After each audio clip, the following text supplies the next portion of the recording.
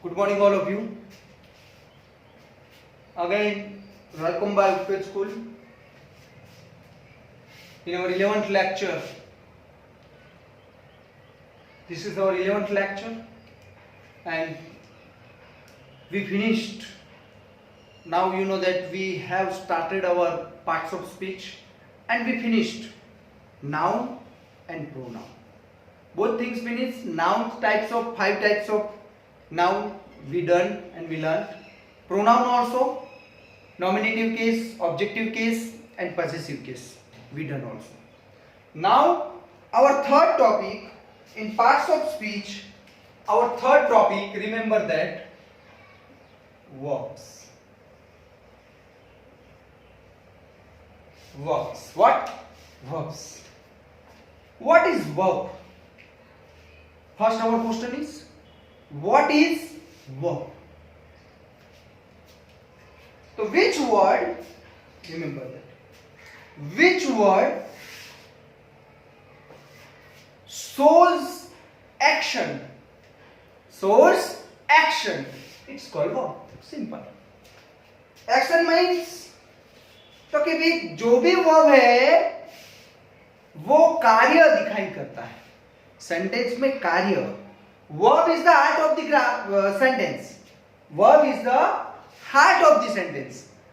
And ये जो verb है वो कार्य सूचित करता है. क्या सूचित करता है? कार्य. अब क्या कार्य कर रहे हो, क्या वर्ब है आपका, वो दिखाई देते हैं. Let us C.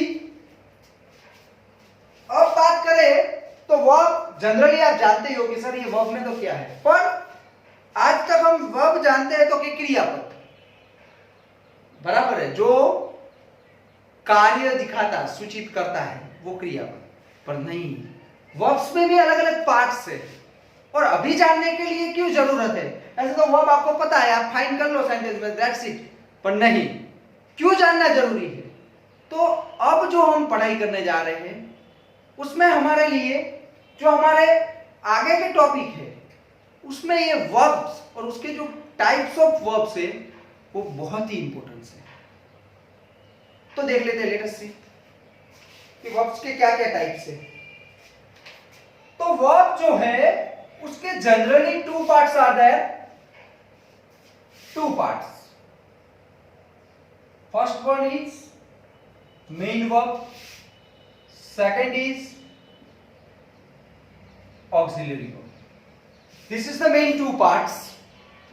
Main verb, first main verb, second auxiliary verb.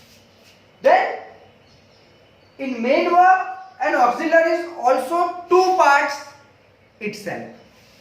See which one. Then in main verb also 2 parts. First one is transitive, second one is intransitive. And in auxiliaries also we have 2 parts. First one is primary, second one is modal. Means we have a main 2 parts, main verb, auxiliaries verb. But in main verb itself 2 parts, transitive and intransitive. Auxiliaries verb also 2 parts, primary and modal. But verbs main 2 parts are there, main verb, auxiliaries verb. Understood? Then let us see. First we try to understand main verb and auxiliaries verb. Then after we discuss about their parts. But now first we try to understand and we learn about main verb and auxiliaries verb. Okay. Then I'm taking the example. Just a minute.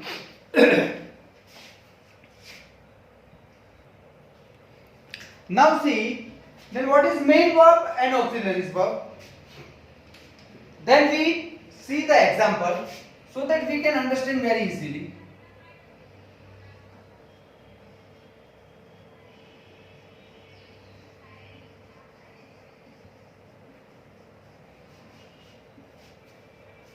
playing cricket. You know very well. Yesterday we learned about that pronoun. I is the pronoun. Then here we can call that subject, because pronoun in subjective case means nominative case. ये subject में आता है आई, तो ये हमारा subject हो गया, एकदम सिंपल. अब मैंने बोला कि ये जो क्रिकेट है वो हमें पता नहीं है क्या है, तो उसको नाउन तो है, वो तो पता है, क्रिकेट नाउन है, हम सीख चुके हैं कि क्रिकेट नाउन. अब बचा हमारे पास एम प्लेइंग, समझना. अब मैंने कहा कि वर्ब्स क्या है, तो जो हमारी क्रिया सूचित करता है, प्लेइंग क्रिकेट, क्या कर रहे हो, तो क्रिकेट प्ले कर रहे हैं, क्रिया प्ले करने की, खेलने की क्रिया है. ओके, तो हमारे पास यहाँ पे प्लेइंग मिला हमें, दूसरा एम मिला. एम आई राइट या रॉन्ग? जो भी है राइट जा रहा हूं ना. ओके, तो अब ये बात हो गई, आई एम प्लेइंग क्रिकेट, उसमें आई सब्जेक्ट, क्रिकेट नाउन है. अब बचा एम प्लेइंग. एम प्लेइंग में समझो आप, हमारा मेन वर्ब कौन सा है, हमें मेन वर्ब्स और ऑक्सिलरी वर्ब फाइंड करना है. मेन वर्ब मतलब मुख्य क्रियापद. तो यहां पर हमें जो खेलने की क्रिया दिखाई दे रहा है, बता रहा है, वो है प्ले. है भाई, प्ले मतलब मेन वर्ब. क्यों? तो ये क्रिया सूचित कर रहा है, तो ये हो गया हमारा मेन वर्ब. इसको हम कहेंगे मेन वर्ब. क्या कहेंगे? Main verb. और ये जो एम है वो उसको हेल्प कर रहा है, तो हम उसको हेल्पिंग वर्ब भी कह सकते हैं और ऑक्सिलरीज वर्ब भी कह सकते हैं. Is it clear? तो ये था हमारा main verb and auxiliaries verb. एक और एग्जांपल ले लेते हैं डीपली समझने के लिए.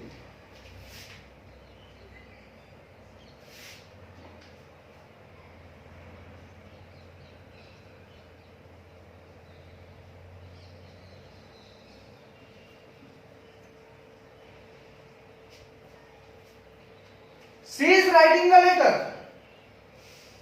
Then you already know that she is the subject,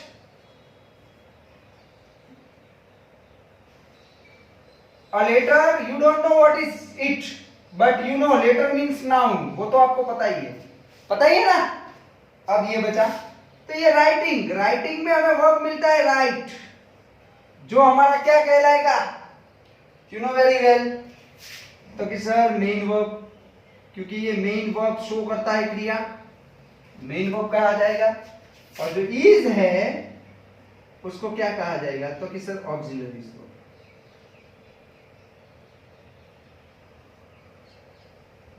बोलो, कुछ है इसमें? नहीं है ना. तो वर्ब्स के main two parts, main verb, auxiliaries verb, पता चल गया है. याद रखना, रिमेंबर, जो मेन है वो मेन, क्योंकि प्ले मेन है, सेंटेंस का मेन उद्देश्य प्ले है, तो वो मेन वर्ब. बीच में उसको हेल्प कर रहा है, तो उसको ऑक्सिलरीज भी कह सकते हैं, हेल्पिंग वर्ब भी कह सकते हैं. Is it clear? I hope you be understand. Write down.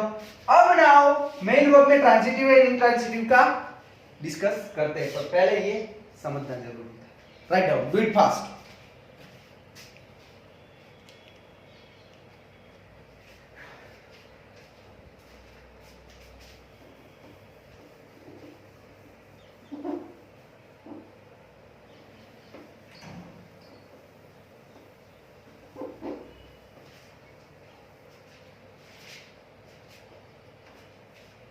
अब now in verbs, main verbs and auxiliaries verb, उसमें हम पहले जाते हैं मेन वर्ब में. बहुत ही इंपॉर्टेंस है, इसको हल्के से मत लेना, बहुत ही उपयोगी है. मेन वर्ब, मेन वर्ब में we have two parts.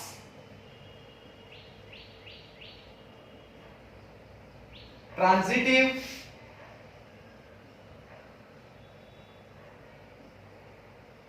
intransitive.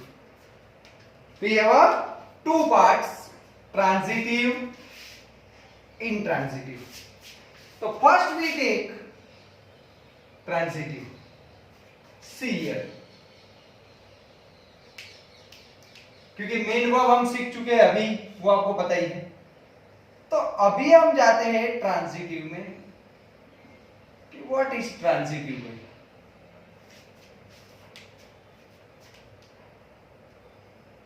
So see here, in the sentence given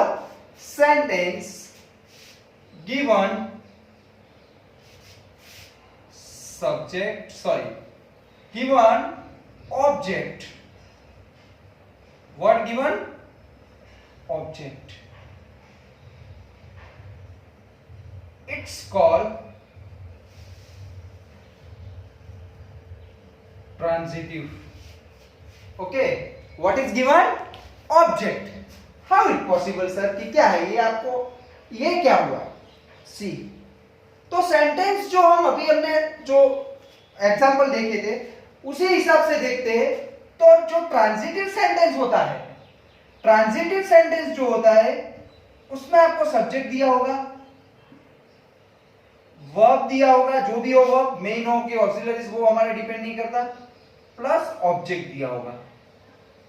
object compulsory, उसके बाद अदर वर्ड्स भी हो सकता है पर object compulsory. If given object, दूसरी तरीके से देखे तो in the sentence if given object it's called transitive. Okay, if given object. See how, let us see the example.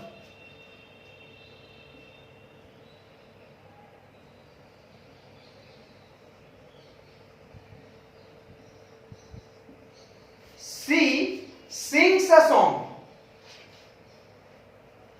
So you know that she is called subject. You know very well. Now, what is the source? Then verb only. Directly verb you can write now. Main verb and auxiliary verb, no need to mention.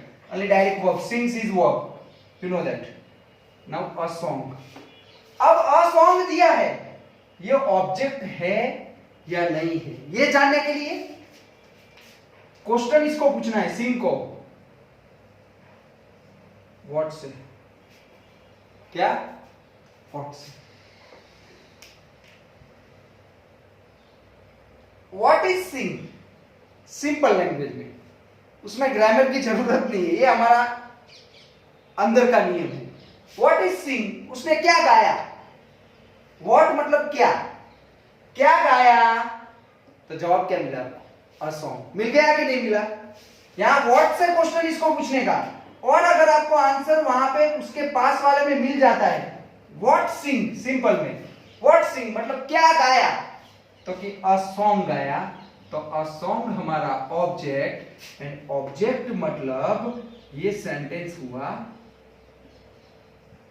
Transitive. बोलो, एकदम simple. इसको question पूछने का verb को कि भाई क्या गाया, तो कि सर ये सॉन्ग, आंसर मिल गया, तो ट्रांजिटिव। अब इंट्रांजिटिव की बात करते थे इसके साथ ही। अगर आपको व्हाट से क्वेश्चन क्रियापद को पूछते हो वर्ब को और आंसर नहीं मिलता है, यहां पे तो होगा ही वर्ड, पर वो उसका आंसर नहीं होता है, तो वो इंट्रांजिटिव सेंटेंस, क्योंकि वो ऑब्जेक्ट नहीं है। Is it clear? वो भी देख लेते हैं। राइट डाउन ना, ये लिखना है।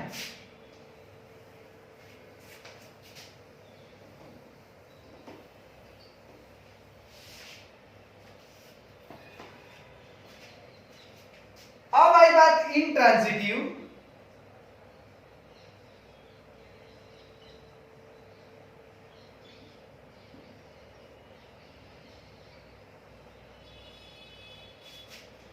तो इंट्रांजिटिव मतलब क्या, तो कि इन the sentence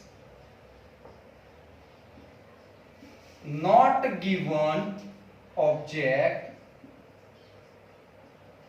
it's called intransitive.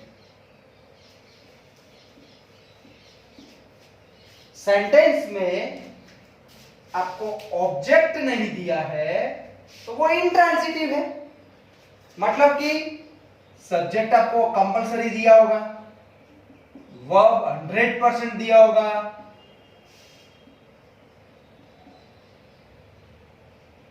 Object नहीं दिया होगा। अगर ऑब्जेक्ट दिया है तो ट्रांजिटिव, नहीं दिया है तो इंट्रांजिटिव। एकदम सिंपल, समझ में आ गया? एग्जांपल लेते हैं।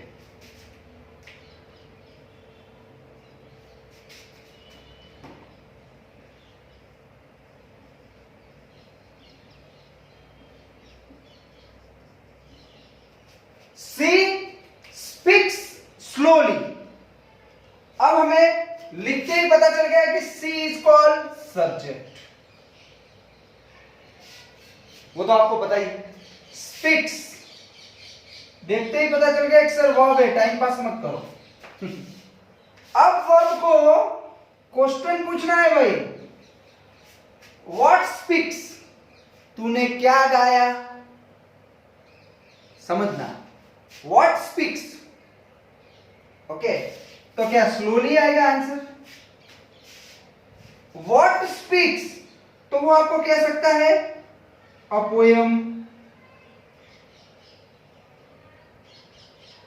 a song, whatever, what, so and so। उसने क्या बोला, सॉरी, what speaks, क्या बोला? तो जो भी स्टोरी, ऐसे जो भी हो सकता है, पर क्या स्लोली हो सकता है? ये आंसर कैसा हो सकता है? तो how speak, how, HOW, how से क्वेश्चन पूछने का। हाउ स्पीक, कैसे कहा, कैसे बोला? तो कि स्लोली, धीरे से बोला। तो हाउ से क्वेश्चन पूछे तो स्लोली आंसर मिलता है, पर हमें तो व्हाट से पूछना है। तो हमें आंसर मिला तो कि सर नहीं मिला, no.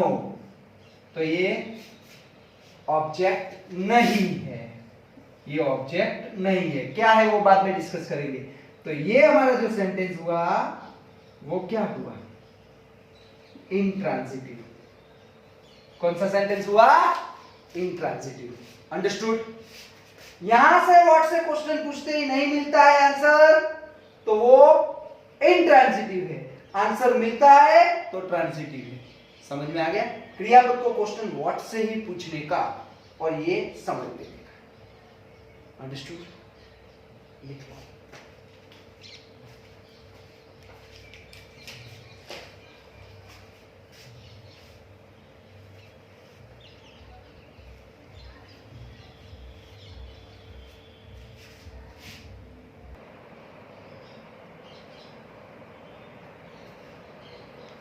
Now see, we have she sang a new song sweetly in the party. She sang sweetly in the party. देख लो अभी, तो she is subject, sang, you know verb. Now we can ask the question verb को कि भाई what, क्या गाया?